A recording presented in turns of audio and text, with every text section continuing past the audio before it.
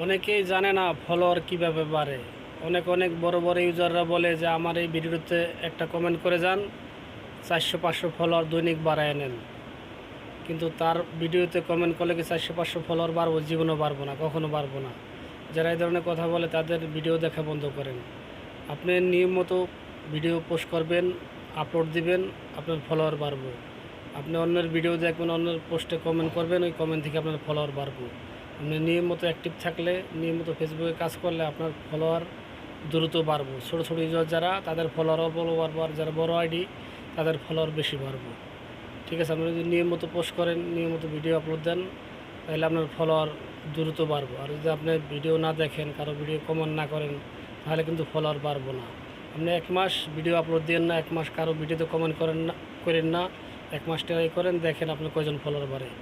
একজন ফলোয়ার বাড়বো না 1 মাসে। 2 মাস ট্রাই করেন, 1 মাস ভিডিও আপলোড দিবেন না, 1 মাস ভিডিও আপলোড দেন, দেখেন কোন মাসে কয়জন ফলোয়ার বাড়ে।